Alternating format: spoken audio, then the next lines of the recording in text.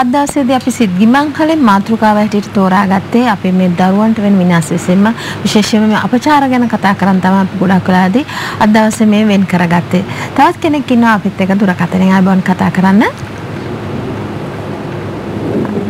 Hello. ඔව් කතා කරන්න. ආයුබෝවන්. ආයුබෝවන්.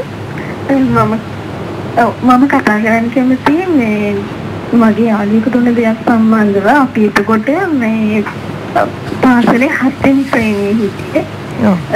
ඒකකොට ඒ ගෑනු ළමයා ඒ ගෑනු ළමයාගේ අම්මයි තාත්තයි දෙන්නම නැහැ වෙන ඇන්දලා එකන් ගහතුනේ.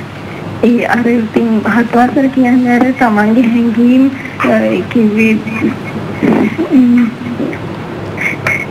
ඉස්සෙල්ලාම හිතට එන හැංගීම් වැඩි වෙන කාලයක් නෙවෙයි පිරිනැමි දිහා බැලුවත් කිව්වේ මේ ගුරුවරු එයා දිහා බැලුවේ නිකන් මේ හැමදේම කරගත්ත කෙනෙක් විදිහට.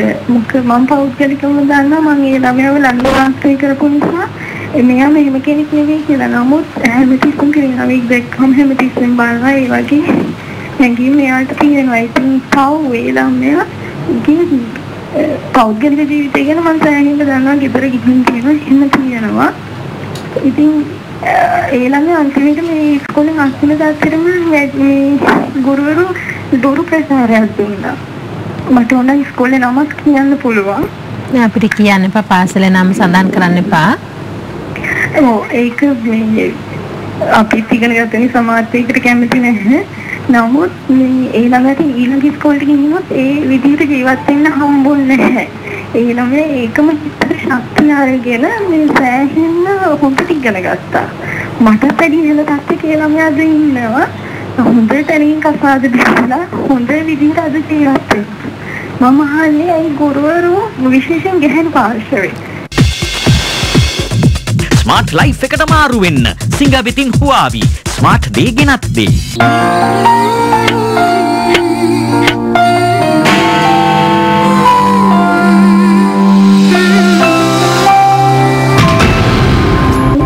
අද මම කොහොමද මෙහෙම කසාදෙන්දලා ලස්සන ජීවත් වෙන්නේ කියලා. ඒක සමහර යාළුවෝ තිරියා ඒ කියපු දේවල් විශ්වාස කරපු.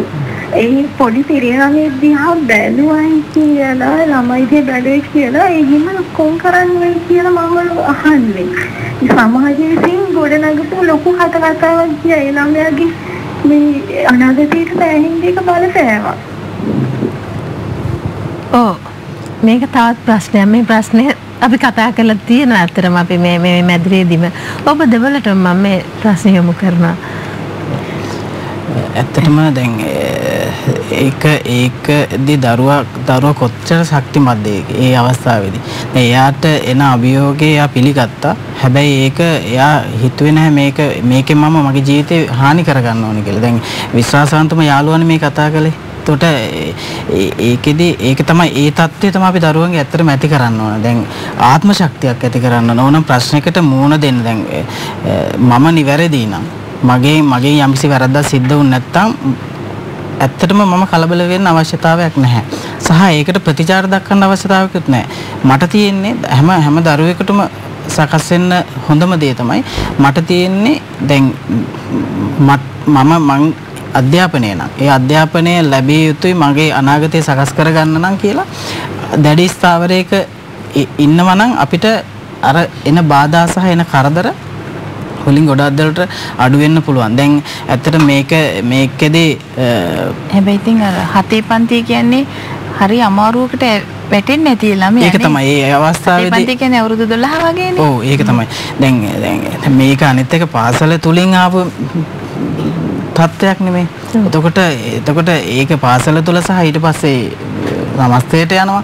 එතකොට මේ හැම දෙයකටම මේ දරුවා මුහුණ දීලා තියෙනවානේ. දැන් මේ වගේ දේවල් ඇත්තටම නිල්මිනේ දැන් මේ වගේ දේවල් සිද්ධ වෙනවා. දැන් මේවා අපි හැම වෙලාවකම හිතන්න ඕන කාරණා. මේ වගේ කොච්චර මේ ළමා මනස තැලෙනවද? මේ වගේ කොච්චර මේ ළමා මනස පීඩාවකට පත් වෙනවද කියන එක. ඒ තුල එයා ලබන අත්දැකීම මේ සමස්ත සමාජයටම බලපානවා. දැන් ඒ දරුවා අද හොඳ තැනක ඉන්නව වෙන්න පුළුවන්. හැබැයි තැලිච්ච එයාගේ හිත තුල ඇතිවන වෛරය සහ පරිගැනීම් චේතනාව ඒක නැති කරන්න බෑ. ඉතින් දැන් මම හිතන්නේ මේ දරුවා එච්චරම මේ දැන් මේ ඒ වගේ ජීවිතේ ගොඩනගාගත්ත දරුවා දැන් මේ වෙනකොට හොඳ මානසික තත්ත්වයක් ගොඩනගාගෙන නැති නැත්තම් එහෙම වෙන්න දැන් මේ යාළුවා මෙහෙම කියන්නෙත් නැහැනේ. හැබැයි ඔහොම වෙන්නේ බොහොම සුළු සංඛ්‍යාවක්. ඔව් ඒක තමයි. ඒක තමයි අපිට හැමතිස්සෙම කියන්න උත්සාහ කරන්නේ. දැන් මේ වගේ දැන් අපේ පාසල් පද්ධතියේ තියෙන තරංගයක් නිල්විනේ. එතකොට මේ තරංගයට ගුරුවරයාව සූදානම් කරන්නේ දෙමාපියෝ. ඒ කියන්නේ තමන්ගේ දරුවා පොඩ්ඩක් හරි පසුගාමී වුණොත් ගුරුවරයාට දොස් කියනවා.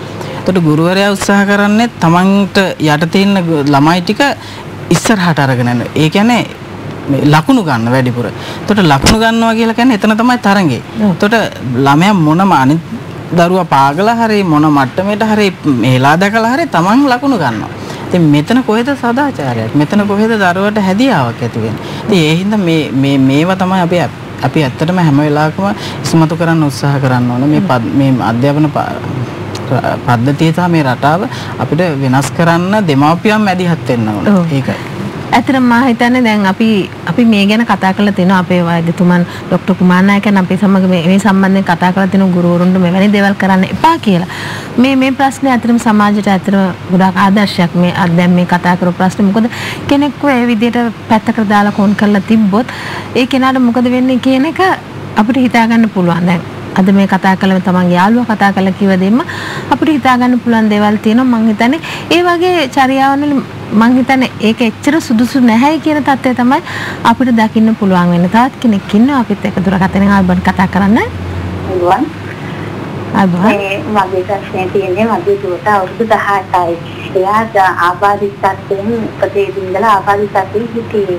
දැන් මම රැකියාවක් කරගෙන ගියාම ගුරුවරයෙක් විදියට මම අවුරුදු 18ක්ම වැඩ කරා යත් එක්ක දැන් ආර්ථික ප්‍රශ්න හැමෝම මගේ මහත්යත් ආරක්ෂක අංශයේ වැඩ කරන්නේ.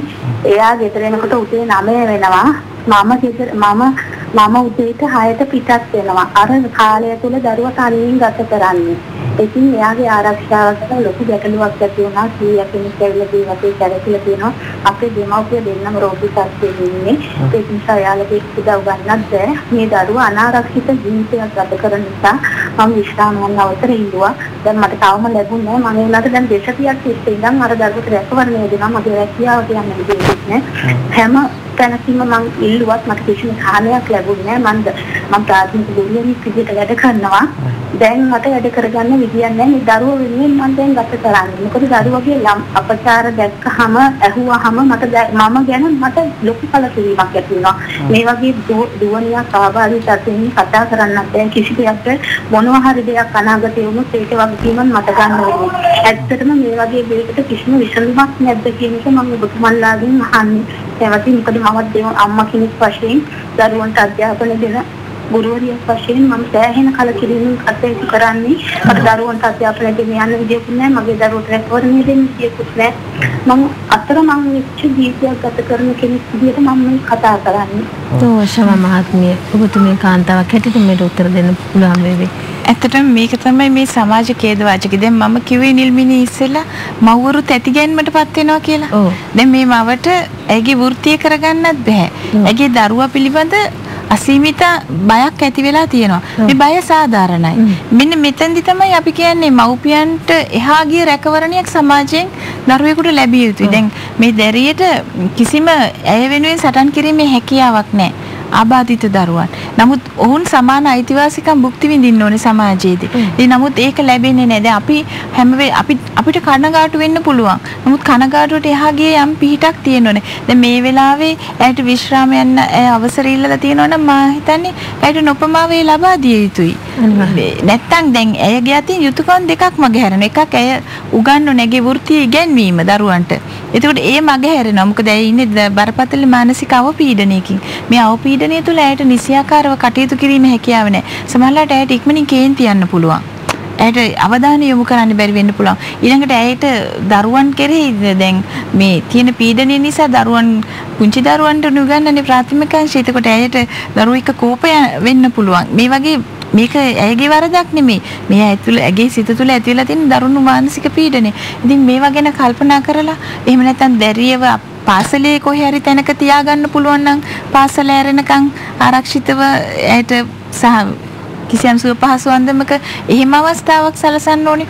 නැත්නම් මේ ඇගේ සැමියාට කිසියම් වැඩමුරයක් සහන ආරක්ෂක සේවාවන්හි වැඩමුරේ වෙනස් කරගන්න. එහෙම නැත්නම් කොහේ හරි තැනක ඇයව රඳවන්න පුළුවන් තැනක් තියෙන්න ඕනේ. ඉතින් සාමාන්‍යයෙන් විදේශ රටවල් වල නම් මේ බඳු දරුවන්ට විශේෂ අවධානය යොමු කරලා විශාල රැකවරණ සලසන තැන් තියෙනවා. අපේ රට දුප්පත්, අපේ රටට සල්ලි නැහැ, අපි දියුණු වෙන සංවර්ධනය වෙමින් පවතින ලෝකේ ණය බැරින් පීඩිත රටක් වුණත් අපේ රටේ විශාල අරුමෝසම් වලට ගොඩක් වියදම් කරනවානේ අපි. ඉතින් මම කියන්නේ ඇයි අපිට ඒයින් කොටසක් දරුවෝ වෙනුවෙන් යොදා ගන්න බැරි? එහෙම කළා මේ දැන් සීග්‍රයෙන් රටේ ආබාධිත දරුවන්ගේ සංඛ්‍යාව වැඩි වීගෙන යනවා. මේ මෑත වකවානුව තුළ විශාල වශයෙන් මන්දමානසික විකලාංග ආබාධිත මේ දරුවෝ ඉපදීමේ ප්‍රවණතාවක් තියෙනවා. ඒතකොට අපි ඒ දරුවන් වෙනුවෙන් යම්කිසි වැඩපිළිවෙලක් සකස් කරන්න ඕනේ. හේතුවක් හැටියට ගත්තොත් ගාක් වෙලාවට හේතුව හැටියට ගන්න පුළුවන් වෙන්නේ ඉතින් මව්පියන් දරුවන් දරු ගැබ දරා සිටින වෙලාවේ ඇති වෙන විවිධ දැන් සමහර වෙලාවට මවට සිදුවන අනතුරු එහෙමත් ඇගේ මානසික තත්ත්වය එහෙමත් නැත්නම් ඇය වෛද්‍ය උපදෙස් වලින් තොරව ගන්න ඖෂධ එහෙම දේවල් එහෙම නැත්නම් මවට ඇතිවන ගෘහස්ත හිංසන මේ වගේ විශාල කාරණා සමහරලාට ආරයනුත් එනවා. ආරය සහ සාජය බලපාන වෙලාවල් තියෙනවා. ඉතින් කිසියම් ප්‍රවණතාවක් තියෙනවා වෙනදාට වැඩිය. ඉතින් ඒක නිසා අපි මේවා සම්බන්ධයෙන් නීති රීති සකස් කළාට මදි. ඒවා ක්‍රියාත්මක කරන්න ඕනේ. ඒවා බලගන්නවන ආයතන ඒවට නිසි මේ නියෝග දෙන්න ඕනේ. මේවා ක්‍රියාත්මක කරන්න කිසිම කොන්දේ මේ කියන්නේ තරාතිරම් නොබලා වැඩ කරන්නත් ඒ දරුවන්ට වෙන හානි. ඉතින් අපිට එතුමිය ගැන කනගාටුවක් තියෙනවා. අපිට කියන්න තියෙන්නේ අපි ඔබතුමිය වගේ අය වෙනුවෙනුත් මේ සමාජයේ සමස්ත දරුවන් වෙනුවෙනුත් අපි නිතිපතා දිනපතා අපි මේ ගැන කතා කරනවා. ඉතින් අපි මේ කතා කරන අපි වගේම කොටස් තව ඉන්නවා මේ සමාජයේ මේවා ගැන කතා කරන.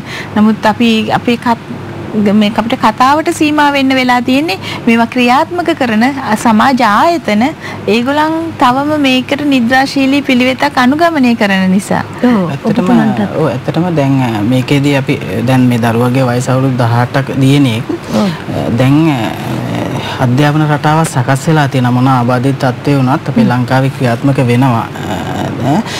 පොඩි කාලේ ඉඳලම එයා පෙර පාසලේ ඉඳලම සකස් කිරීමක් තියෙනවා. සමහර පළාත්වල ඒක ක්‍රියාත්මක කරනවා.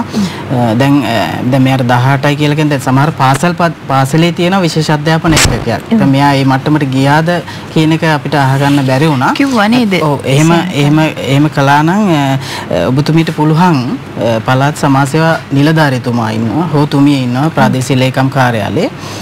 එතෙන්ට ගිහිල්ලා එතුමියත් එක්ක කතා කරලා දැන් ආයතන තියෙනවා වෘත්තීය පුහුණුව. දැන් මේ ආබාධිතත්වයේ මොකක් වුණත් ඒක ගැටලුවක් නැහැ. ඒ වෘත්තීය පුහුණුව තුලින් මෙයාට ස්වාධීනව නැගිටින්න මඟ සකස් කරනවා.